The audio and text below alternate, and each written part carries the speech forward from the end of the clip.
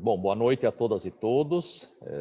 Antes de mais nada, gostaria de saudá-las e saudá-los, dizer que é um prazer muito grande ver tantos rostos conhecidos, enfim, né, dos colegas aqui de Curitiba, de outras regiões, enfim, dos cursos de filosofia, dos programas de pós-graduação, e dizer que é uma satisfação muito grande que possa se encontrar nesse momento que é efetivamente um feriado, né? Mas que também se torna muito significativo por conta da temática que nós nos encontramos hoje à noite.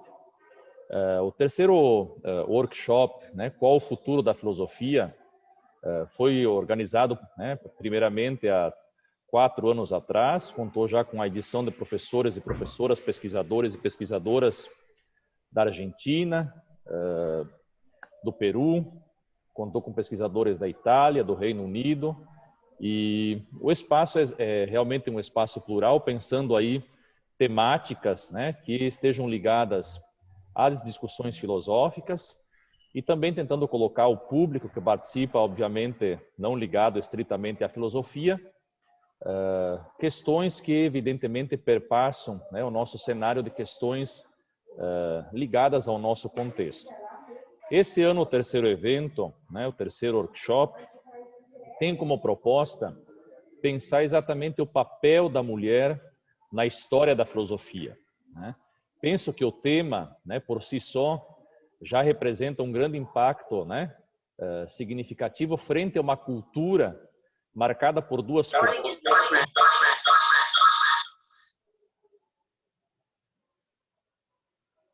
Marcada pela violência do silêncio e marcada pela ausência da paridade entre, né, os seus pares, homens, mulheres, pessoas que evidentemente em seus contextos são excluídos do contexto de fala. E a mulher, ao longo da história da filosofia, filósofas, pesquisadoras, desde sempre foram colocadas ou com um papel secundário ou como um papel de esquecimento. Um esquecimento marcado não evidentemente pela ausência das questões que produziram, mas por uma cultura permeada exclusivamente por um ambiente patriarcal que evidentemente teve reflexos significativos em todas as áreas do conhecimento. Então, de algum modo, este evento pretende justamente repensar não apenas o tema, mas ter como uma proposta afirmativa o quanto os nossos espaços acadêmicos, o quanto a universidade deve ser justamente aquela que é promotora dessa nova cultura e destes novos tempos que vivemos. Então, penso que a grande afirmação do ambiente filosófico seja justamente esse, nos levar a colocar ao nosso próprio pensamento questões que evidentemente foram outrora marginalizadas, mas que por conta do momento em que nós nos encontramos, não merecem mais um espaço secundário. Gostaria também de afirmar que essa questão, evidentemente, não só perpassa o papel da mulher no contexto acadêmico, no contexto filosófico, mas perpassa todos os espaços da vida pública, né? Seja em relação ao trabalho, seja em relação à violência que se comete na sua exclusão em todos os contextos, e também o que acaba acontecendo com outras, né? Com outras pessoas em outros contextos, como é o caso dos negros, dos pobres, das pessoas marginalizadas, dos gays, enfim, todo um conjunto, né, que é sustentado como um discurso secundário frente às práticas autoritaristas. Então, de algum modo, o evento pretende quebrar, né, servir para que a gente consiga, pelo menos na academia, ser esse ponto de convergência, esse ponto de pluralidade, né? E essa pluralidade deve justamente nos desafiar frente àquilo que, evidentemente, a filosofia deve propor, argumentos que são colocados ao nosso pensamento e reflexões que, evidentemente, precisam recolocar o espaço da racionalidade como esse movimento crítico. Então, mais uma vez, gostaria de dizer aqui a todas e todos, a todes, que realmente o espaço da universidade é o espaço da pluralidade, o espaço do entendimento, o espaço do diálogo, cenas estas que no nosso contexto, como todos nós conhecemos e vivemos, se tornam cada vez mais tristes, uma vez que nós precisamos combater obviedades, nós precisamos combater a ausência do espaço, né, num espaço político democrático, precisamos combater aqueles que evidentemente não têm tolerância, né? Já dizia o Popper que a tolerância também tem um limite, que é combater exatamente aqueles que não têm tolerância alguma, que representam um risco ao exercício do livre pensamento. Então, que esse espaço, evidentemente, a partir desse tema, a mulher na história da filosofia, seja evidentemente uma primeira marca, uma primeira contribuição da universidade e também uma primeira contribuição às questões que, evidentemente, precisam, de algum modo, ter um impacto e ter uma mudança significativa frente a essa nossa cultura. Para isso, né, para contribuir com a nossa noite em relação a este tema, nada melhor do que, evidentemente, contarmos aqui com pessoas especialistas, obviamente nas suas áreas, no espaço filosófico, mas também mulheres pesquisadoras na história da filosofia. Então, me parece que nada melhor do que esse espaço, evidentemente, ser marcado por aquelas que já não têm mais visibilidade, né? Já não são mais invisíveis, mas porque estão aqui produzindo, estão no nosso meio e são colegas da nossa caminhada. Eu queria também dizer, antes de mais nada, né, que essa proposta, evidentemente, né, eu estou aqui servindo como uma espécie de interlocutor, mas é justamente apenas para propor o diálogo acadêmico, né? Porque pensar um papel em que a gente está discutindo a presença da mulher na história da filosofia e, de repente, temos um homem que faz a apresentação, né? Então, também queria dizer que isso é apenas uma espécie de didática, né, para a gente conseguir adentrar o assunto, mas, evidentemente, o local da fala é o local da presença da mulher na história da filosofia e na história do pensamento atual, né? Não só a história como um movimento crítico olhando as digressões do passado, mas uma história que se revela quando nós a fazemos cotidianamente.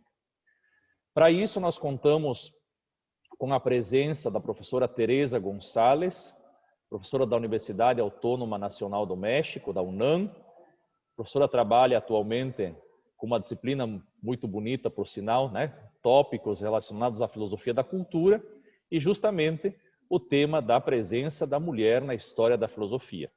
Então, professora Teresa Gonçalves, muito obrigado pela sua presença.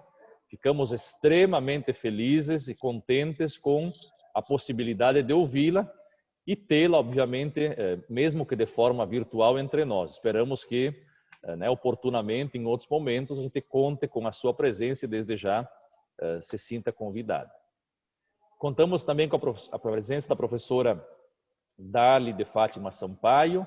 Professora Darli é professora da PUC do Paraná, tem um extenso currículo, enfim, acadêmico, de presença constante e é mais do que apenas uma atividade, né, uma ativista do ponto de vista acadêmico, uma ativista do ponto de vista cotidiano. Quer dizer, a professora Darli foi alguém que marcou de forma muito presente, inclusive a minha caminhada acadêmica, quando, em diversas ocasiões, discutimos evidentemente o tema. A professora Darli é doutora em educação, né, trabalha na PUC do Paraná e também agradeço muito, depois vamos ter o prazer de ouvi-la e evidentemente tê-la entre nós. E a professora Alejandra Castilho, a professora Alejandra está com uma dificuldade na internet, ela pede desculpas, provavelmente ela tenta ingressar um pouquinho mais tarde. A professora Alejandra também é uma pesquisadora extremamente ativa, assim como as colegas, a professora Dália, a professora Teresa, é professora da Universidade Metropolitana do Chile, é membro, né, do grupo de filósofas da América Latina. Depois eu vou passar para vocês o site também para quem tiver interesse em participar. E, evidentemente, também tem um trabalho que discute questões voltadas à mulher, a gênero, a questões que perpassam, evidentemente, o contexto tanto acadêmico quanto o contexto social e político. Então, mais uma vez, muito obrigado mesmo pela presença e ficamos extremamente contentes em tê-las entre nós. Eu passo a palavra nesse momento ao professor Dr. Osmar Ponquiroli, que é o coordenador adjunto do curso de filosofia da FAI Centro Universitário, para que nos dê boas-vindas a este evento. Boa noite a todos. Léo, está ouvindo? Está um pouquinho baixo. Tá? Boa noite a todos. Eu peço desculpa que é um feriado e eu me ausentei e não cheguei a tempo na minha residência para acompanhar do meu computador, né? Mas acolho a todos de braços abertos, em nome da direção da instituição, né? Nós estamos numa instituição que completa esse ano 125 anos de existência, 125 anos trabalhando em prol da educação dos nossos jovens, adolescentes, crianças e adultos no Brasil. E na FAI nós estamos praticamente com 66 anos de idade, também contribuindo na construção de um país melhor.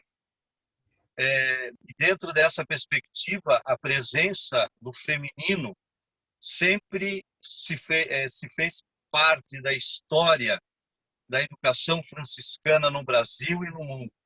Se nós olharmos a relação de São Francisco de Assis com Santa Clara, desde os primórdios da gênese da congregação franciscana, mostra o carinho, mostra a importância, mostra a consideração do feminino na construção de um mundo melhor. Obviamente, é muito importante levarmos em consideração o processo de emancipação, o processo de um diálogo intersubjetivo e, consequentemente, o que nos apresenta Axel Honneth, na terceira geração da Escola de Frankfurt, o reconhecimento. Se nós verdadeiramente quisermos construir uma gramática moral no século XXI, o reconhecimento dentro desse universo feminino é algo extremamente imprescindível. Então, temos que fazer esforços para que essas realidades sejam cada vez mais concretizadas em nosso meio. Sejam todos bem-vindos, todos bem acolhidos. Obrigado, Léo, aí pela parceria junto com a Pontifícia Universidade Católica do Paraná, todos os estudantes do Instituto São Boaventura que aqui estão presentes. Acolho de coração aberto as palestrantes que estão aqui dispondo desse tempo para compartilhar a sabedoria conosco. Uma boa noite e aproveite ao máximo esse evento. Muito obrigado, professor Osmar, pelas palavras de acolhida. E mais uma vez, então, acolhemos a todas e todes, né, ao evento. Particularmente, eu vejo aqui muitos, né, rostos, como disse agora há pouco, né, estudantes de graduação, pós-graduação, de várias universidades. Então, mais uma vez, sintam-se todos bem à vontade. Nós passamos de imediato, então, a palavra à professora doutora Tereza Gonçalves, do qual, mais uma vez, também eu agradeço aqui a presença. Professora, boa noite e seja bem-vinda. Sí. Buenas noches. Muchas gracias al profesor Leo por la invitación y a todos y a todas y a todos ustedes por estar aquí. Voy a hablar en español. Me disculpo por ser incapaz de hablar en portugués, me da mucha pena. Y quiero compartirles una presentación. ¿Es posible, verdad, profesor Leo? Y como decía el profesor Leo, mi tema de estudio es la historia de la filosofía y en los últimos años he intentado preguntarme por qué las mujeres que practicaron la filosofía en el pasado no están incluidas, sobre todo en las historias generales de la filosofía, en estos grandes manuales o recuentos que surgen más o menos a partir del siglo XVIII en su forma actual. Y lo que quisiera compartir ahora es justamente un recorrido historiográfico que nos dé ciertas razones de por qué existe esta exclusión y después hacer como 2 reflexiones más o menos breves sobre qué podemos hacer al respecto para que las mujeres sean incluidas en las historias de la filosofía. Y estas 2 reflexiones, una va a ser un poquito más teórica que la otra.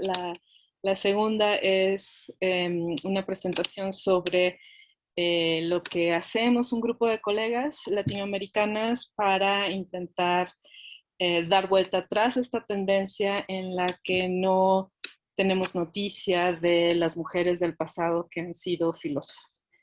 Entonces, voy a seguir la presentación. Si hay algún problema con el audio o con la presentación, me pueden interrumpir y avisar, por favor. Aquí están. Bueno, aquí tienen ustedes también mi correo electrónico por si después quieren tener algún tipo de comunicación. Yo estaré encantada de tener noticias de ustedes. Decíamos que la presentación tendría 2 grandes partes. La primera es esta explicación historiográfica de la exclusión de las mujeres filósofas y la segunda son las acciones para solucionar la situación en la que nos encontramos ahora. Y estas soluciones, decía, pasan por unas estrategias metodológicas en la disciplina y por redes de trabajo. Voy a comenzar por una noción muy amplia de historiografía. Me disculpo si es demasiado básico el concepto, pero por ejemplo en el diccionario de la lengua española, historiografía se define como la disciplina que se ocupa del estudio de la historia. Una segunda acepción es el estudio bibliográfico y crítico de los escritos sobre historia y sus fuentes y de los autores que han tratado de estas materias. Y el tercer significado puede ser el conjunto de obras o estudios de carácter histórico.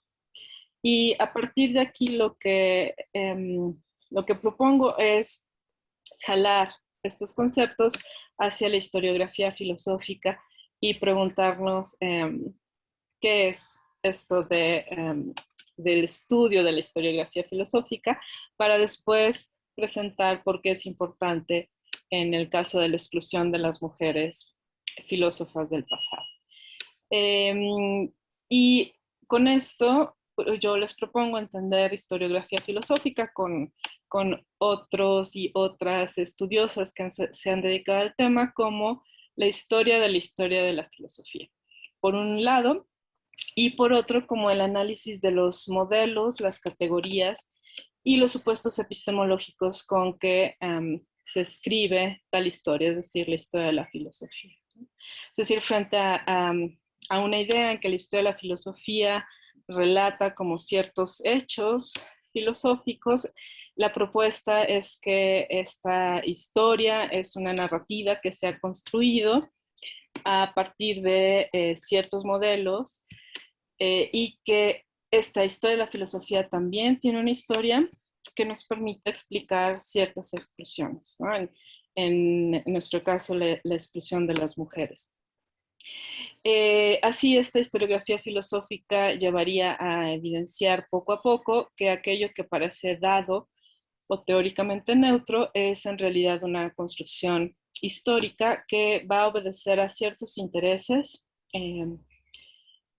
particulares del historiador o la historiadora, pero también, por ejemplo, nacionales, sociales, etcétera, y que esta construcción excluye e incluye, crea un canon, que es uno de los temas sobre los cuales han reflexionado en los últimos años las historiadoras de la filosofía, prescribe una metodología, etc.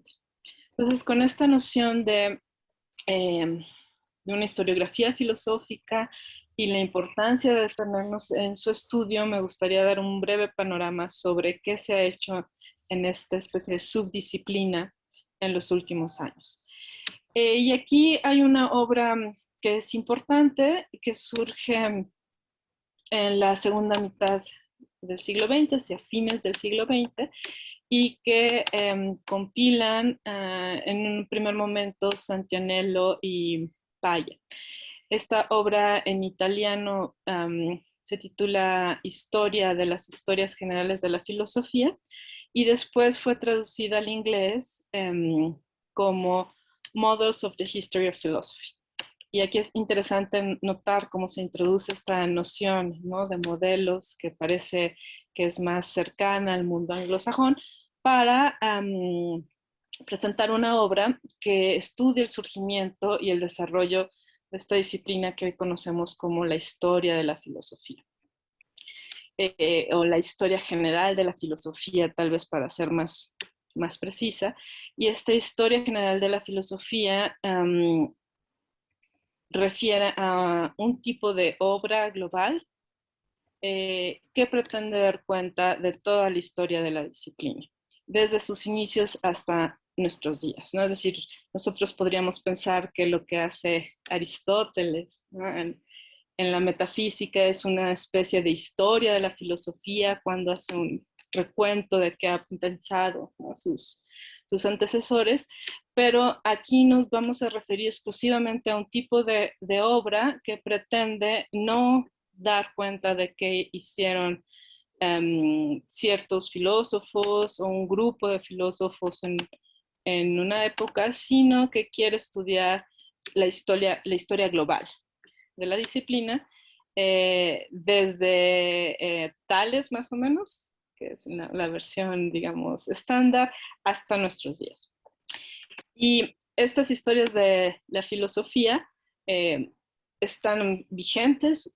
Tal vez ustedes me puedan decir un poco después cómo sucede en Brasil, pero acá en México usamos estos manuales cuando acercamos a los estudiantes y a las estudiantes a la historia de la filosofía, en la educación secundaria, por ejemplo, y están todavía vigentes desde que aparece la primera obra que se titula Historia de la Filosofía, en 1655, que fue escrita por Thomas Stanley.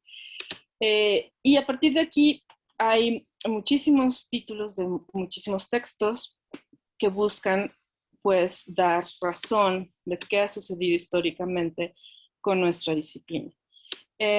Si pasamos a la segunda acepción, al análisis de los modelos, ¿no?, que nos presentan estas historias de la filosofía, me gustaría detenerme con, en el caso, de Jacob Brucker,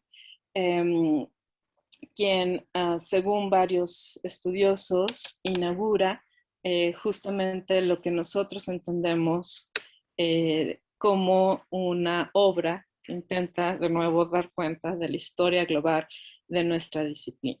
Y a esta posición o esta tradición inaugurada por Brucker, la voy a llamar la historiografía tradicional de la filosofía. Y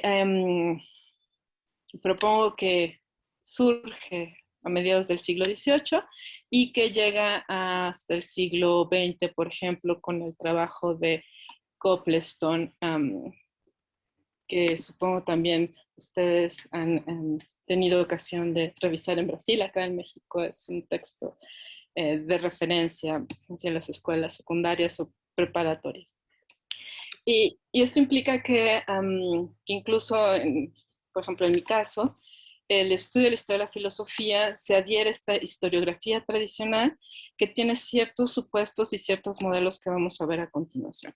Y una de las cosas que a mí más me llama la atención es que esos modelos surgen en el siglo XVIII. Si estamos repitiendo las categorías que propuso un señor en Alemania hace muchísimo tiempo, ¿no? Y no las cuestionamos y las perpetuamos, las enseñamos en nuestros seminarios, en nuestros cursos, etc. Aquí recupero la tesis de Leo Catana, y él argumenta que las historias generales de la filosofía se estructuran en una metodología, como decíamos, construida en el siglo XVIII, en este contexto luterano, y que va a privilegiar una forma específica de hacer filosofía, que es la contemporánea a Bruegel, ¿no? Es decir, aquella forma de practicar la filosofía cercana a los filósofos modernos, a los grandes filósofos modernos, y que esta historiografía intenta aplicar este modelo a las filosofías anteriores. Por ejemplo, a la filosofía antigua, al platonismo, etc. Y Brucker sería, según Katana, yo estaría de acuerdo con él, la figura central en esta historiografía general de la filosofía, quien con su obra, ¿no?, que es una obra amplísima en 5 volúmenes, llamada Historia Crítica de la Filosofía, y sus categorías, imponen una evaluación a los filósofos, y aquí digo filósofos en masculino porque, como vamos a ver, los únicos que entran en la obra de Brucker son filósofos. Sus categorías que conocemos y utilizamos, como por ejemplo la de sistema, la de eclecticismo, etcétera, se imponen a todas las épocas, y con ello surgen una serie de exclusiones, entre ellas las de las mujeres, como vamos a ver un poquito más adelante. ¿Qué supone la historiografía tradicional? Tiene cuando menos 4 supuestos principales. Uno es que es posible escribir una historia general de la filosofía desde sus inicios hasta nuestros días. Y ahora, yo no sé si nosotras estemos tan seguras de que eso es posible, ¿no? De que es posible que una sola persona escriba una historia general de la filosofía desde Tales hasta lo que sucede en los últimos decenios de este siglo que apenas comienza. Supone también que es posible escribir tal historia porque la filosofía es una disciplina unitaria y tiene un solo tipo de objeto de estudio, y estos objetos serían los sistemas filosóficos. Entonces, para que una persona sea considerado un filósofo, tendría que construir sistemas. Y construir sistemas de una manera muy precisa, como lo entiende la filosofía moderna. Y esto es muy problemático porque, como podemos imaginar, no todas las personas que practican la filosofía tienen como objetivo la construcción de un sistema un poco parecido a lo que hace Kant o a lo que hace Hegel. Y se ejercita también la filosofía de una manera unívoca, y es más o menos la siguiente, ¿no? Esto hay que recordar que es según Brucker. Primero, el filósofo busca un principio sobre el cual basar su sistema a la luz de su razón individual. Después, el filósofo, a partir de tal principio, deriva las diversas ramas del sistema, y todas estas ramas tienen que tener coherencia entre ellas. Y finalmente, el historiador de la filosofía tendría la tarea de reconstruir el sistema un poco en sentido inverso. Tiene los textos, y a partir de ellos y las distintas, ¿no?, facetas, subdisciplinas que aparecen, tendría que encontrar cuál es el principio que funda la filosofía de tal filósofo, ¿no? Un poco como esta narrativa que tenemos acerca de lo que hace Descartes, ¿no?, que se sienta frente a su estufa, aislado, y encuentra un principio a partir del cual construir, ¿no?, el edificio de la ciencia. Entonces, esa figura del filósofo tal vez aplica en algunas épocas, pero no es posible, pues, trasladarla a cualquier persona que haya practicado la filosofía. Hay varios autores que critican esta historiografía tradicional, Katana, a quien he mencionado, Schelenza también, y las críticas apuntan a varias razones. Una de ellas es que el resultado de la aplicación de esta metodología es anacrónico. Por ejemplo, cuando se estudian personas que practicaban la filosofía antes de la modernidad.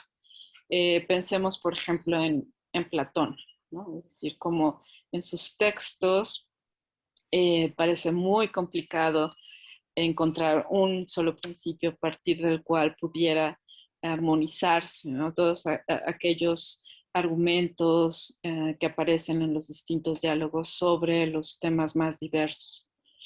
En el caso de las mujeres, este tipo de historiografía ha sido particularmente perjudicial, como vamos a ver un poquito más adelante. Como decía, aunque ahora nosotros y en el siglo XX, si hacemos una revisión más o menos rápida de los trabajos sobre historia de la filosofía, parecería que es muy complicado, de nuevo, que una sola persona se atreve a estudiar una historia, escribir, perdón, una historia general de la filosofía.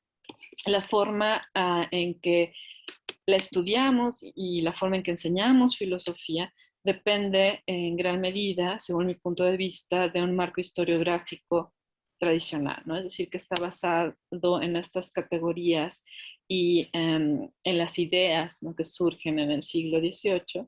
Y este marco historiográfico va a relegar a las mujeres a un papel subordinado. Aquí tenemos, pues, una serie de problemas más específicos que surgen a partir de la crítica de este marco historiográfico, y estos problemas aparecen cuando intentamos escribir la historia de la filosofía de ciertos periodos que no casan con las categorías tradicionales, o de ciertos grupos que no concuerdan con esta imagen del filósofo canónico, ¿no? De nuevo, pongo filósofo en masculino a propósito. Entonces, cuando estudiamos, pues, algunas tradiciones o algunos periodos, por ejemplo, la antigüedad tardía o el Renacimiento y la Ilustración, nos damos cuenta que no podemos utilizar estas categorías porque más o menos en automático estos periodos quedan evaluados como decadentes. O sea, el mismo término tardía, ¿no?, da esta idea de que es algo que ya no está en su esplendor ni en su madurez, sino que son los últimos alientos de una tradición, etc. Lo mismo sucedería con el Renacimiento, con la Ilustración, en donde no encontramos sistemas, ¿no?, en donde no encontramos la figura de individuos que intentan rechazar las tradiciones anteriores, y algo similar sucede con las filósofas.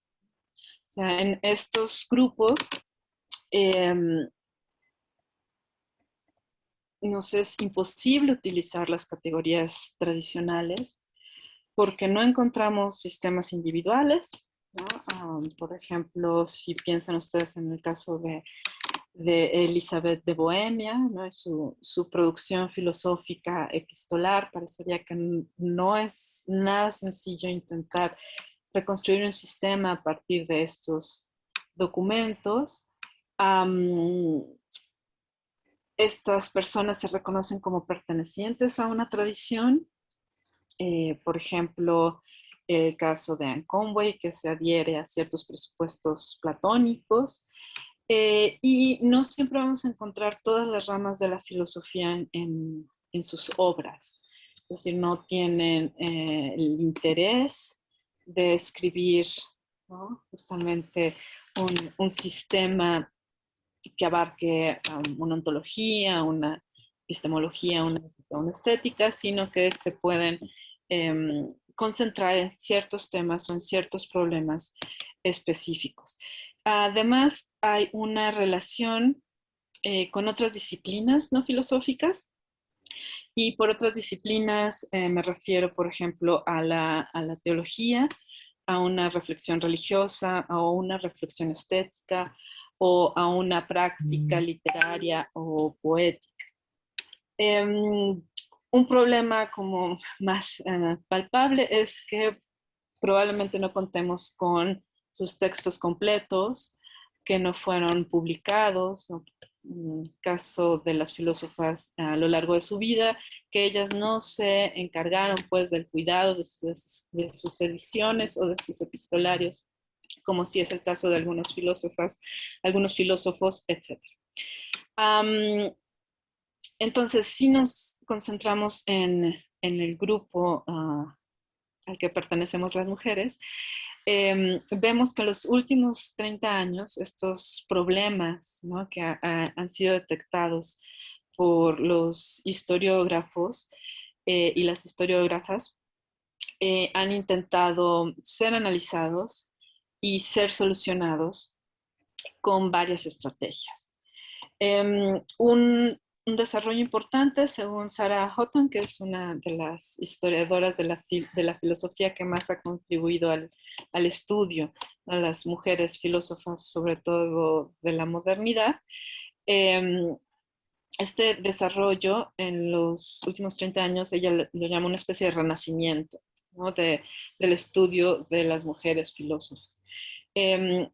Si ven ustedes, las mujeres que practicaron la filosofía en este periodo, en la modernidad, han sido más estudiadas, según Houghton, probablemente porque la modernidad es un periodo menos problemático que los otros mencionados. Entonces está acotado, ¿no?, tiene ciertas temáticas claras y hay una mayor abundancia de textos que han sido recuperados, editados y traducidos de textos filosóficos escritos por mujeres.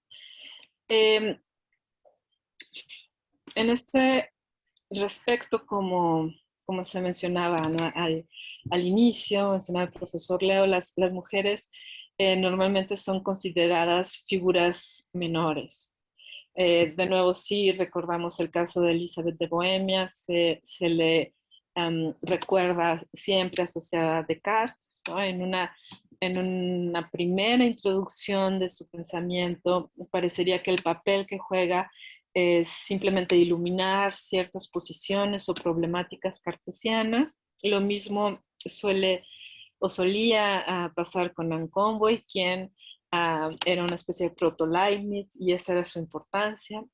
Y esta consideración, pues, de las mujeres filósofas como figuras menores, poco a poco ha sido cuestionada y ha sido considerada una estrategia tal vez de introducción, ¿no?, en los primeros años de este renacimiento sobre los estudios de las mujeres filósofas en la historia, como una estrategia que permitía empezar a hablar de ellas, introducir sus textos, traducirlos, que fueran leídos, pero que no es la estrategia más adecuada o más exitosa. Otra forma en que han sido tratadas las mujeres es como learned ladies, ¿no?, o damas eruditas, algo así, ¿no? Es decir, no es que fueran filósofas, sino eran personas, mujeres que estaban muy interesadas en ciertos temas intelectuales, que tenían un conocimiento, pero que no llegaban pues a este rango porque no cumplían de nuevo con estas categorías tradicionales de autonomía, sistematicidad, etc. Y todo esto les niega credibilidad intelectual, ¿no? Al negarles el título de filósofas, que parece una cuestión tal vez un poco menor, occidental, como llamamos a una persona que tiene una práctica filosófica, al no darles ese título, parecería que estamos adhiriéndonos a esta posición en la cual las mujeres no tenían las capacidades por su naturaleza para dedicarse a las grandes empresas intelectuales como se entendían en estos años anteriores a, digamos, la segunda mitad del siglo XX. Un problema importante que es algo sobre lo que debemos trabajar, me parece, es lo que Houghton llama el patrimonio interpretativo. Es decir, cuando nosotros leemos el texto de una filósofa, por ejemplo, el texto de Anne Conway, su tratado, que no es muy extenso, nos parece que es sumamente extraño. Si leemos, por ejemplo, un poema de Sor Juana Inés de la Cruz, a lo mejor nos va a parecer que es más un poema que un texto filosófico. Pero si pensamos que hay poemas que han sido considerados textos filosóficos, por ejemplo, el poema de Parménides, que también es sumamente complicado de interpretar y que no cuestionamos ni que sea un poema, ni que sea un texto filosófico, encontramos que parte de las razones de ese no cuestionamiento consiste en que tenemos muchísimos siglos de patrimonio interpretativo en el que muchas personas han estado trabajando sobre el texto a distintos niveles, ¿no? O sea, desde el paleográfico al filológico al filosófico, y esto implica que sintamos, si no una cercanía, sí cierta familiaridad con que existían poemas que eran textos filosóficos, pero a veces se niega que podamos aplicar esto mismo a ciertos textos escritos por mujeres que tienen una forma poética, por ejemplo. Y es una de las labores que han comenzado estas historiadoras de la filosofía. Voy a hablar sobre todo de la tradición anglosajona en este momento, pero después quisiera presentarles una propuesta acerca de qué estamos haciendo desde América Latina. Entonces, para resumir, la idea de la presentación es explicarnos históricamente por qué los textos que encontramos escritos por mujeres han sido marginalizados. Es cuestionar que la forma en que se ha escrito la historia de la filosofía a partir de las categorías del siglo XVIII sea la más adecuada, justamente porque promueven la exclusión de las mujeres y de otras tradiciones, y a partir de aquí plantear la necesidad de crear nuevos modelos.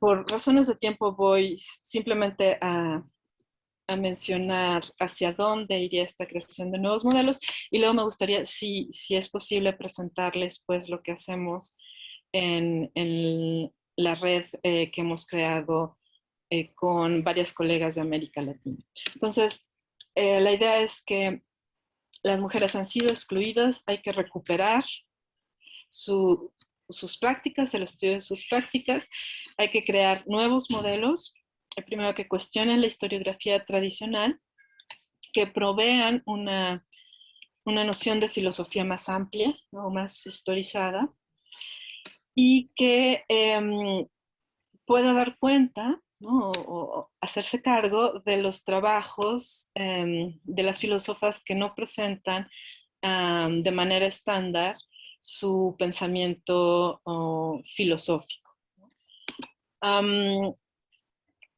Habría que reconocer que existen más géneros filosóficos que los tradicionales, es decir, que a partir de las grandes sumas y tratados, las cartas y los epistolarios, etcétera, pueden ser estudiados como un género filosófico. Habría que estudiar el vocabulario usado por las filósofas, comprender que su preocupación en algunos casos está muy ligada a cuestiones religiosas y a cuestiones de educación, y sobre todo entender que sus prioridades eran distintas a las nuestras. Y con ello, la propuesta es hacer, perdón, voy a dejar compartir aquí, hacer una especie de historia histórica de la filosofía, según Sarah Houghton, es decir, no una historia conceptual de la filosofía, sino una que tenga en cuenta los contextos no solo intelectuales en los que se movían las filósofas, sino también los contextos sociales, incluso familiares, políticos, nacionales, etc. con el fin de entender primero qué es lo que quieren decir y después intentar relacionarlas con nuestras problemáticas actuales. No sé si puedo presentar brevemente, profesor Leo, lo que estamos haciendo en la red. Es una Sim, invitación. professora, fique bem à vontade. Pode apresentar, por favor. Muchas gracias. Entonces, una de las acciones que hemos creado para luchar contra este olvido es crear una red latinoamericana, si me permiten les comparto la página ahora, de estudios sobre filósofas en la historia. Esta red la acabamos de crear con colegas de Argentina, está Silvia Manso, de Brasil está Catarina Peullotto, de Colombia está Viridiana Platas, y justamente el objetivo de la red es crear, ¿no?, un intercambio entre todos nosotros, ¿no?, investigadoras, investigadores interesados en el pensamiento de las filósofas a lo largo de la historia entendida en un sentido muy amplio, ¿no?, desde la antigüedad hasta el pasado reciente, y tener un interés especial en las prácticas filosóficas de las filósofas latinoamericanas. Otro de los objetivos es difundir el pensamiento de las filósofas, crear nuevas narrativas que tienen que ver justamente con este cuestionamiento de la historiografía tradicional y promover la inclusión de las obras de las filósofas en la enseñanza de la filosofía. Y tenemos ahora una convocatoria para un primer encuentro que estamos organizando, al cual quisiera yo invitarles muy cordialmente para que presenten sus trabajos. El correo de la red es este que aparece en pantalla y la convocatoria está abierta hasta el 15 de julio. Será un encuentro virtual también por Zoom que se llevará a cabo de noviembre a diciembre los lunes. Entonces, bueno, ese es un panorama general de, primero, la problemática historiográfica, después de las soluciones metodológicas, ¿no?, que hay que practicar en nuestras investigaciones y de unas acciones más cercanas, ¿no?, con esta red latinoamericana. Y bueno, les agradezco mucho la paciencia y la escucha y la invitación a compartirles mis investigaciones. Gracias. Doutora Tereza, parabéns. Muito obrigado pela excelente exposição, muito instigadora. E nós passaremos as questões, então, ao final da fala da professora Darly, mas desde já, muito obrigado. Então, nós passamos a fala, né, a professora doutora Darly Sampaio, professora da PUC do Paraná. Também, enfim, pode apresentar-se de maneira mais adequada, mas, de qualquer forma, Darly, quero dizer que, mais do que uma atividade acadêmica, é um prazer, uma forma de amizade em também poder ouvi-la e, enfim, tê-la aqui entre nós. Então, mais uma vez, obrigado e sinta-se à vontade. Que legal, legal, muito obrigada, Léo. Muito obrigada, professor Léo, pelo convite. Aí, queria dizer, então, boa noite a todas, todos, todes, já que o Léo começou com essa linguagem inclusiva de gênero, que eu acho muito importante nesses espaços, né? Já chega de invisibilidade, então, assim, é importante. E eu estou muito contente, porque o professor Léo, e assim como tem vários, eu estou vendo aqui algumas pessoas que eu, inclusive, conheço, são fortes aliados de gênero. Isso é muito importante, né? Porque é assim que nós vamos fazendo as mudanças, né? Quando você assume uma determinada causa. E, nesse caso, hoje é uma noite muito especial, muito importante, inclusive na história da filosofia, porque estamos aqui falando dessa temática, né? E especialmente das mulheres na filosofia. Considerando, não é, professora Tereza, que a categoria mulher ela é problematizada, né? porque quando nós falamos mulheres, né, nesse conceito, nós estamos falando de quais mulheres? Né? Porque ali a problemática é diferenciada, as mulheres são diferentes, não é uma universal, né? E a problemática também é a mulher negra, é a mulher indígena, a mulher portadora de deficiência, a mulher mais jovem, a mulher mais velha. Então, assim, mas é muito importante essa questão aí da gente estar debatendo a mulher na filosofia. Nesse momento é extremamente assim, gratificante na filosofia, que é a nossa paixão, né? Estamos aqui porque somos também apaixonados pela filosofia e por conta do debate da questão de gênero e de mulheres, né? Porque dentro da categoria gênero, você também discute a questão das mulheres. Eu gostaria, Léo, então, além de te agradecer, aí que uma pessoa que eu tenho um grande carinho e respeito, aí com quem eu aprendo muito nos corredores, antes nos corredores da universidade, hoje a gente já está mais isolado, mas eu gostaria de compartilhar aqui um slide, uma coisa só para orientar um pouco a fala. Você tinha dito para eu me apresentar, e o professor, o pessoal nosso já do Brasil tem mais chance, né, de encontrar em algum momento, mas a professora, é um grande prazer te conhecer, aprender com você aí essa história que você nos trouxe, né, cheia de conhecimento. E eu estou professora, né, de filosofia na PUC, mas eu sempre fui muito mais ativista no movimento social. Então, a minha trajetória aí, eu estou no circuito agora acadêmico, mas tentando sempre estabelecer essa ponte também com o movimento social, essa escuta, né, que vem aí das ruas, né, e que deve se replicar dentro da universidade. Pode me ajudar aí, Léo? É o share screen aqui? Eu só vou pedir à professora Tereza, acho que a senhora está como host, se a senhora conseguir habilitar a professora Darly. Ah, sí, sí. Voy a intentar. Perdón.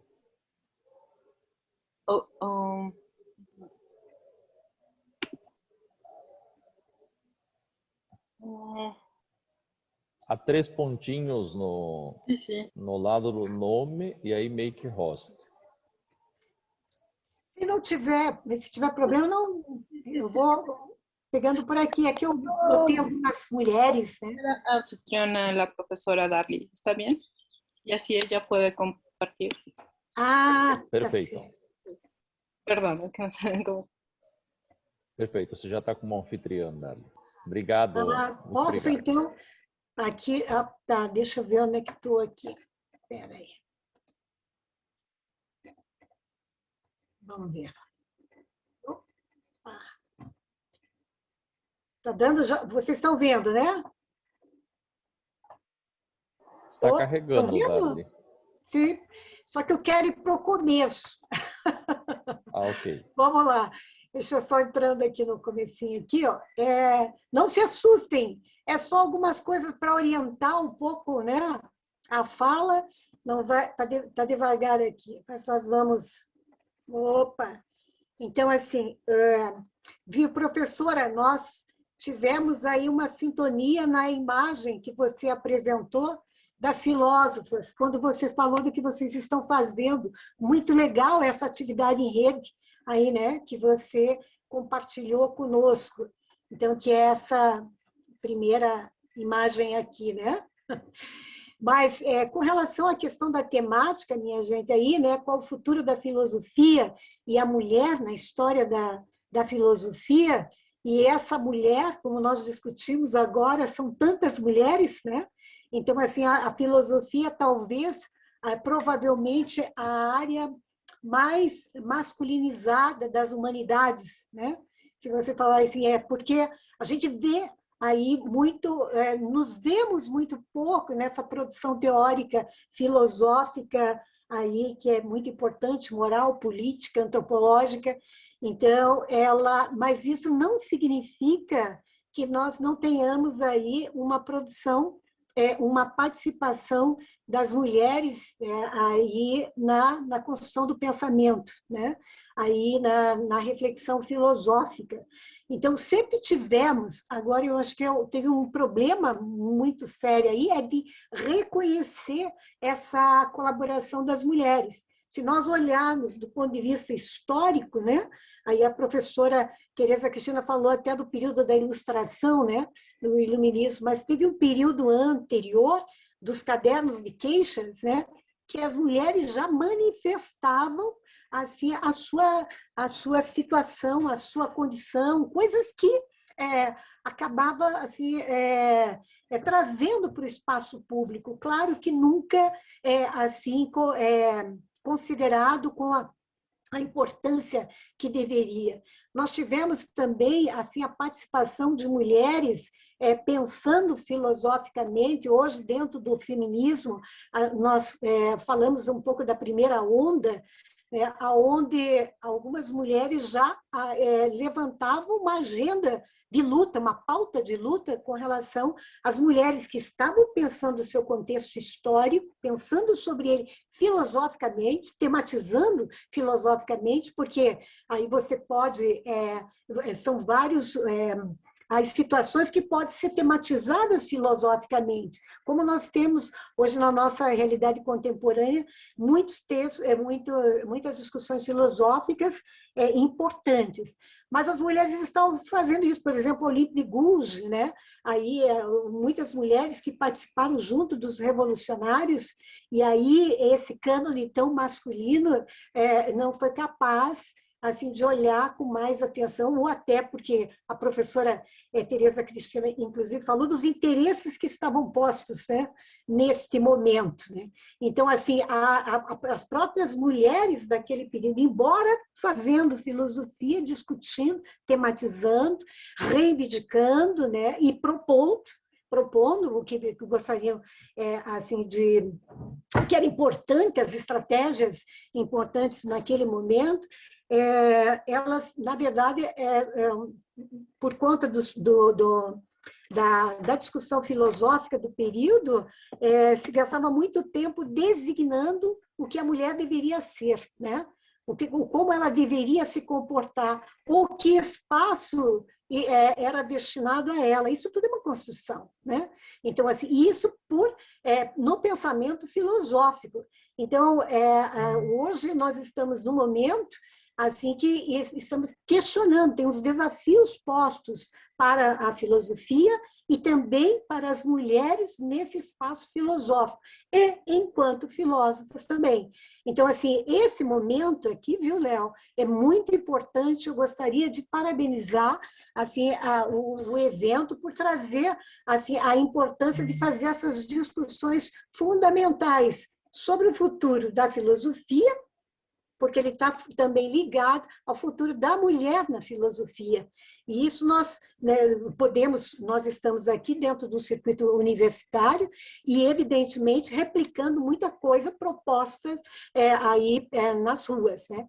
Então, nós temos aqui, num primeiro momento, aí, superar essa posição só de reproduzir pensamentos filosóficos dos cânones, né? Como a professora apresentou, mas isso é muito importante, porque esses cânones, muitas vezes, não só nos designaram enquanto mulheres, enquanto filósofas, mas também falaram mal de nós, né?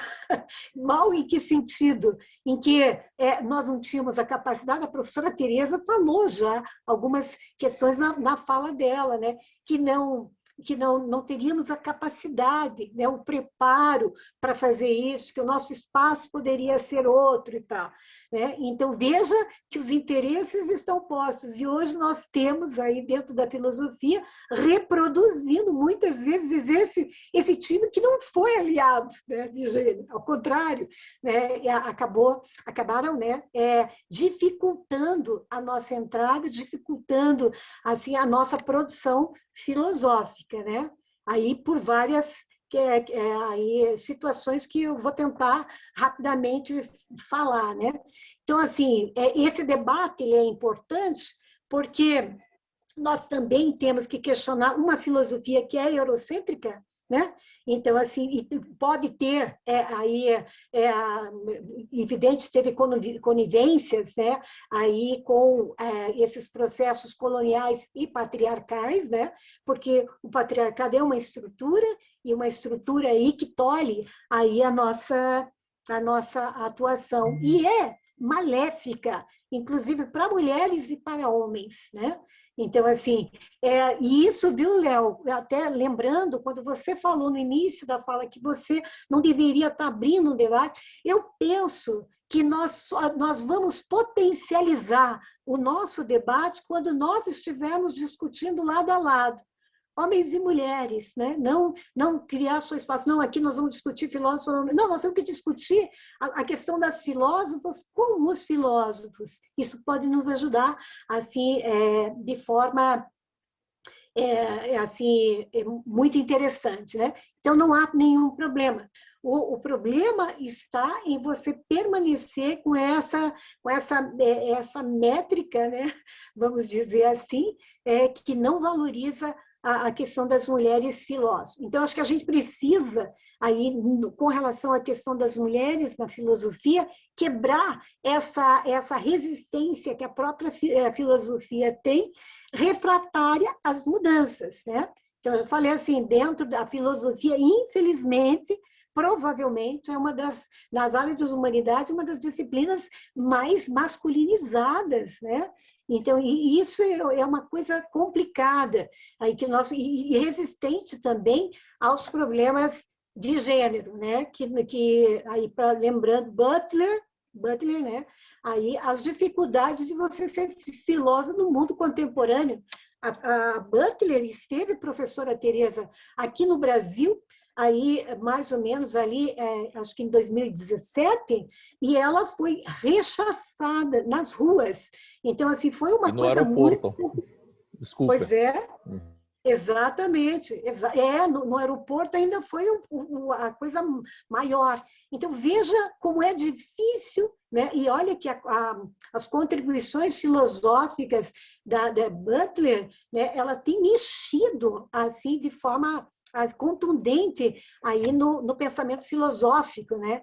E aqui no Brasil a recepção foi muito complicada. Então, aquela fala inicial que o professor Léo fez, dá para a gente olhar assim, nos fatos assim, a dificuldade que nós estamos enfrentando, especialmente no Brasil.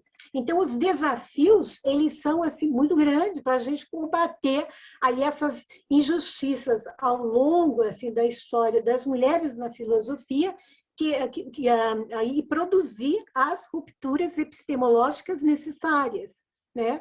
O que você já apontou aí na sua fala. E eu acho que uma das coisas interessantes aí é você caminhar em direção à construção também de uma sororidade, né, entre nós, mulheres filósofas, né, com os aliados, né, de gênero, aliados nessa pauta de luta, nessa agenda de luta, que tem, evidentemente, uma vanguarda, mas é muito importante, porque esse cânone aí define qual é a norma, né, do mérito, e também é muito assim, androcêntrico, né, a questão aí do homem. Então, assim, quando o Léo me convidou para falar, né, assim, eu falei, o que eu vou falar com relação à questão da filosofia e das mulheres filósofas? Aí me ocorreu de dar uma olhada, uma pesquisada aí no site da ANPOF, né, da Associação Nacional de Pós-Graduação em Filosofia, para ver como é que esse avanço que nós tínhamos conquistado do ponto de vista aí da participação das mulheres, aí especialmente aí das filósofas, né, que trouxeram contribuições assim muito interessantes, como é que estava replicando isso dentro da ANPOF. Então eu busquei ali algumas assim uma pesquisa rápida para ver como é que as mulheres estão, né, as filósofas, como é que elas estão participando desse debate. E eu encontrei aí, atualmente na ANPOF, são 72 grupos de trabalhos. né, da Ampof. Desses grupos, tem um que foi criado em 2016, que é Gênero, Filosofia e Gênero. Então, já tem essa preocupação dentro da Ampof, aqui, de preencher a lacuna na produção de conhecimento assim, das filósofas, que é também incluir o debate da igualdade de gênero. Essa pauta de luta, ela precisa ser potencializada. Então, esse GT, ele se dispõe a fazer isso. E, ao mesmo tempo, ele também é resultado aí do Encontro Nacional, do Plano Nacional para Mulheres, né, que reuniu muita gente, trouxe resoluções que foram incorporadas para o MEC, e a ideia é que esse GT também trabalhe nessa direção. Uma outra coisa importante, um outro GT que eu achei muito importante dentro da Ampof é o Mulheres na História da Filosofia. Então, assim, é um GT que, inclusive, fez uma parceria aí com a parceria com a Rede Brasileira de Mulheres Filósofas. E eles estabeleceram, o que eu acho muito interessante, um prêmio Filósofas para os trabalhos realizados, produzidos por mulheres, né, sobre a temática, né, gênero, a produção de mulheres, assim, a história, né, de mulheres na filosofia. Então, tem assim um debate muito interessante. Também eu vi dentro da Ampof que dentro desse prêmio Filósofas analisou trabalhos indicados de 2017 a 2020. Foram 33 indicações de dissertações e 18 teses produzidas por filósofos aqui, né? Então, no Brasil. Isso aqui é produção no Brasil, aí, né? E dentro dessas indicações que os departamentos, né, acabaram indicando, isso significa, se tiver um processo, né, de motivação, a produção de mais trabalhos das mulheres, nós podemos ter aí um leque maior de reflexão nessa área, o que é muito importante. Das dissertações, eu fui dando uma olhadinha, os temas. Claro que as mulheres continuam estudando muitos os cânones, né? Então, assim, e não é errado fazer, isso é importante também, né? Porque pode dar uma releitura. Eu, por exemplo, quando dou aula aí dentro dos cânones, eu também busco colocar as pisadas na bola histórica que eles deram com relação às mulheres filósofas, para mostrar um pouco aí que é possível a gente corrigir essa situação, porque às vezes as pessoas acabam desculpando, né? Aí nem Léo, aí muitos, era o contexto histórico, o problema é que o contexto histórico vai ser repetido historicamente, né? Esse é o problema. Então, você desculpa Rousseau, porque ele está lá no século, né, XVIII, mas os problemas de misoginia, né, que a gente via em Rousseau, nós podemos hoje constatar na nossa sociedade contemporânea. Então, dá para fazer assim, um pouco um link. Mas, voltando aqui das dissertações, né, 33, quatro dissertações trabalharam questões de gênero e também resgataram o pensamento, a contribuição de filósofos, né? No caso ali, veja, foram 3 dissertações que trabalharam, que são Judith Butler, Hannah Arendt e também Mulheres na Mitologia. Então, achei isso muito interessante. Aí, e uma outra, trabalhou a questão específica de gênero, a questão da sexualidade, né? Então, a performaticidade, inclusive. Achei isso é importante. Com relação às teses, também 4 trabalharam, produzidas por mulheres, 3 discutiram as questões de gênero, né, assim, dentro da temática de gênero, e uma delas dividiu entre Tocqueville e Hannah Arendt, né, também importante, né? Então, foram 51 trabalhos realizados por mulheres e as melhores receberam a premiação, essa premiação filósofas, o que é muito importante. Também eu vi, assim, por que eu estou destacando isso? Porque são avanços significativos que a gente precisa ver. Também dentro do site da ANPOF, tem fóruns de debate, são 17 fóruns de debates, 2 sobre a questão das mulheres na pós-graduação em filosofia e 1 sobre o feminismo em sala de aula, teoria e prática. Então, também interessante esse debate com a apresentação de trabalhos e tudo mais. Outra questão importante aí dentro dessa grande temática, as mulheres na pós-graduação do Brasil, é que lá tem um relatório produzido, de certa forma, bem recente, né? Um relatório fruto de uma pesquisa, produzido pela professora Carolina de Araújo, que é uma professora da Universidade Federal do Rio de Janeiro, a FRJ, e aonde ela pesquisou em 2015 o nível de mulheres, tanto docentes como discentes na filosofia. E foram 4.437 pessoas, né? Então, docentes, 27% são mulheres, né? E 73% são homens, dentro da filosofia.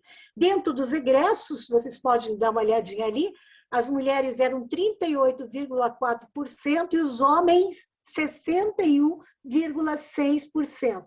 Na análise, segundo a professora, nas proporções dos vários estágios da carreira concluinte, né, os 38,4% ali, terminando como professores, né, permanentes nos programas de pós-graduação.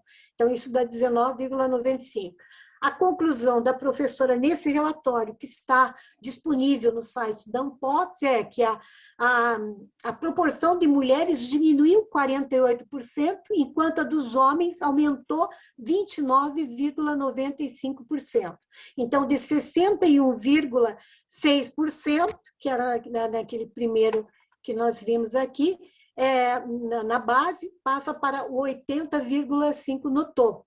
Então, a conclusão é esse: uma mulher tem aproximadamente 2,5 vezes menos chance do que um homem de chegar no topo da carreira profissional, né?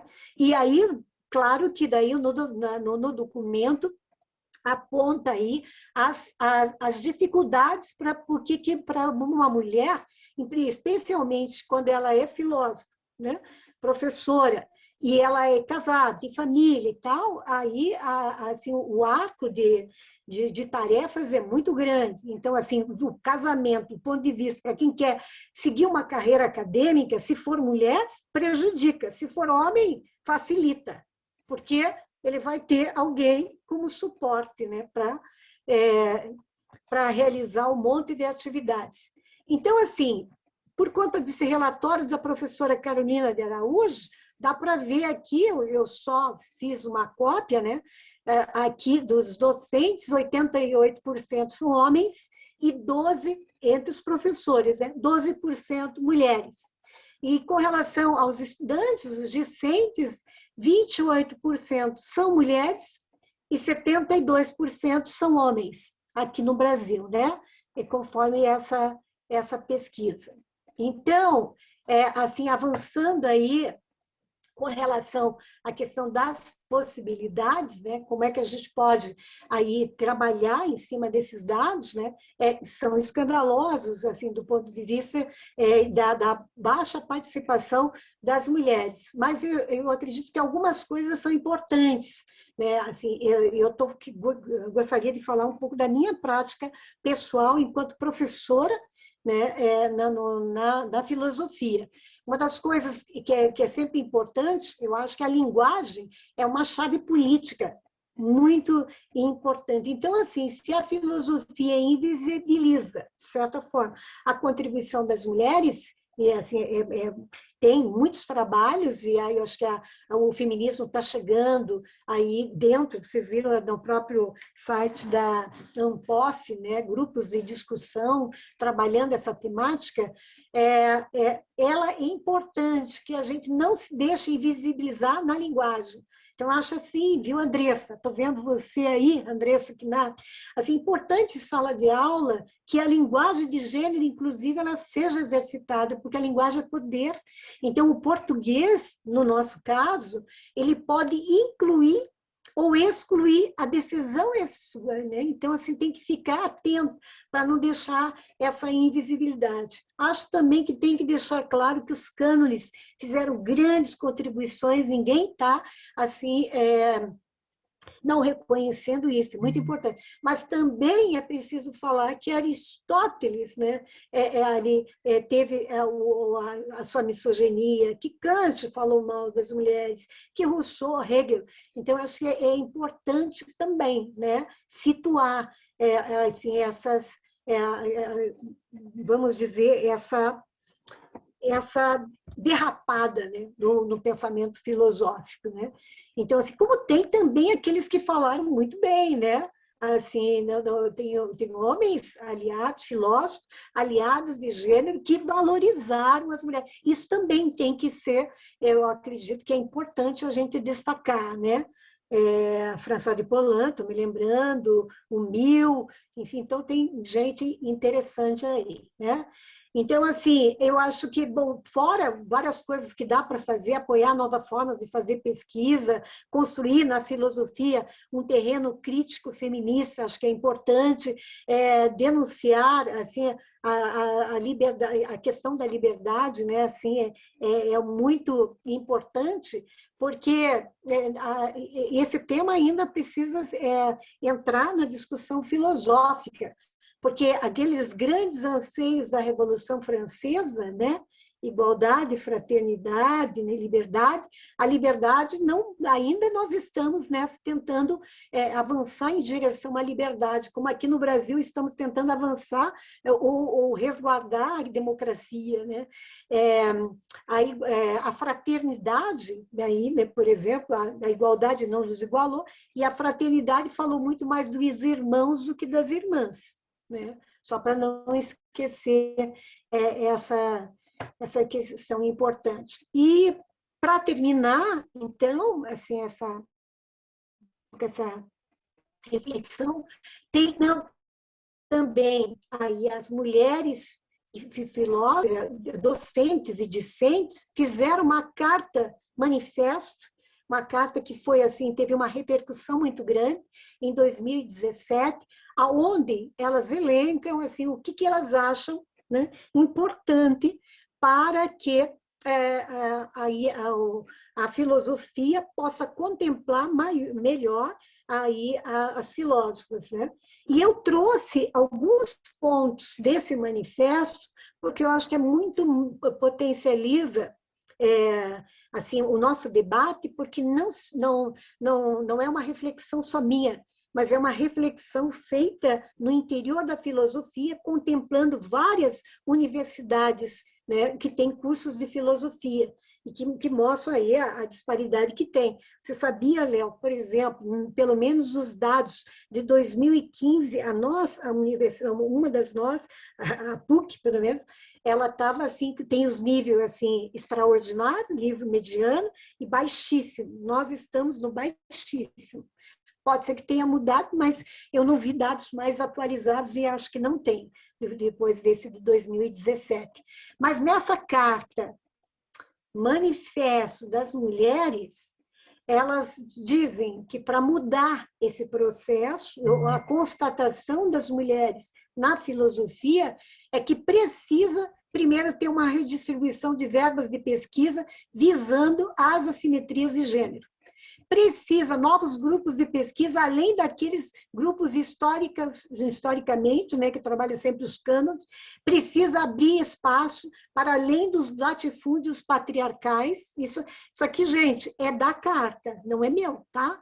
São que resultou desse manifesto das mulheres com relação as problemáticas vividas. Novas pesquisas em filosofias que permitam problematizar distinções tradicionais aí, né? E também muitas vezes reforçado em sala de aula da natureza e cultura, ciência, ética, epistemologia, política. Deixa eu ver, eu vou pular alguns aqui, né? Só para a gente trabalhar. Incentivo para jovens pesquisadoras, para professoras, para entrar dentro. É importante o pensamento das mulheres na filosofia, porque você traz outros eixos temáticos que podem ser, que aí ter pensado filosoficamente, né? Discutir a questão da maternidade, porque parece que na filosofia a questão da maternidade aí não é pensado, né? Assim, então a maternagem, como é que ela se dá, né? Você também pode pensar também a paternagem, mas esses temas diz respeito à existência, como é que a filosofia não vai se preocupar com esses temas? É importante, né? E até mesmo porque pode ser um dos motivos que muitas mulheres que entram na filosofia não conseguem continuar dentro da universidade, porque tem que dar conta de N tarefas linkadas ao conceito do cuidado, né? O cuidado. E esse cuidado ele poderia ser problematizado, inclusive compartilhado, se ele fosse tematizado, né? Então, assim, mapear as estatísticas sobre a desigualdade racial e desigualdade de gênero, isso é importante. Reconstrução da história da filosofia a partir de outros referenciais, espaço para pesquisa sobre mulheres, outros sujeitos subalternizados e epistemologias. Por isso foi muito interessante aí a apresentação da professora Tereza, porque já trouxe, né, assim, quem está problematizando também dentro dessa área. Deixa eu ver aqui se falta... Não, já pulei alguns. Então, assim, mapear também as pesquisas interdisciplinares em filosofia, né, e discutir formas de incentivo, porque você pode, né, aí estabelecer, inclusive, assim, uma reflexão muito boa. Se você tiver o PIBIC, por exemplo, tem sido isso, né, em que você trabalha as pesquisas de forma interdisciplinar. Isso é muito interessante para nós nesse momento que estamos vivendo agora, né? E não só isso, mas também os estudos de sexualidade, de gênero e vários outros temas. Então, assim, as filósofas, né, a partir da sua experiência prática, falam assim de incentivar as pesquisas em filosofia sobre as questões também raciais, indígenas, sobre a trajetória eurocêntrica que nós temos aí, os saberes e os conhecimentos locais, que nunca foram considerados, né? Porque tudo isso, se você não discutir isso, você acaba sendo cúmplice também de certas formas de violência. Então, assim, eu achei uma pauta de reivindicação muito interessante, né? Muito importante. Acho que nós devemos nos apropriar, nós aqui no Brasil, para que assim, está acompanhando esse debate, né? O debate que é um debate profundo, profundamente filosófico, que nos ajuda, inclusive, a entender por que as coisas não mudam, insistir e forçar e criar estratégias que, de fato, esse quadro tão desigual na filosofia, ele, de fato, se altere em benefício da humanidade, porque a humanidade ela precisa ter esse pensamento, ele precisa estar mais espraiado, né? Aí, com outros eixos temáticos, e também para que a gente evite uma situação de violência, viu, professora Tereza? Eu não sei como é que é lá no México, mas eu sei que vocês têm muitos problemas com relação à violência contra as mulheres. Nós também temos aqui, e a filosofia nessa área tem um papel fundamental para discutir essa questão da violência contra as mulheres, e a violência no sentido amplo, né? Não só físico, mas no moral, no sexual, no assédio, inclusive, que a gente pode sofrer dentro das universidades. Porque as violências, elas têm as micros, que ninguém liga, são simbólicas, a gente está meio, né, acostumado, que vai micro com micro vai dando média, média com média vai dando uma grande violência com grande violência acaba em homicídio, né? Muitas coisas. Então, acho que a filosofia tem um papel fundamental aí para fazer esse debate e fazer essa discussão, especialmente, aí eu gostaria de terminar, tem tantas mulheres filósofas interessantes, mas eu vou trazer aqui, eu pensei em trazer a Lélia Gonçalves, mas eu optei por conta desse pensamento da Conceição, que diz: o meu texto é onde as mulheres se sentem em casa. Eu acho que nós, enquanto filósofas, né, gente, em cada filosofia, precisamos fazer da filosofia um lugar onde verdadeiramente nos sintamos em casa. Mas, nesse momento, estamos tentando caminhar em direção a esse lugar, que será bom para nós e bom para quem está conosco, né? É isso.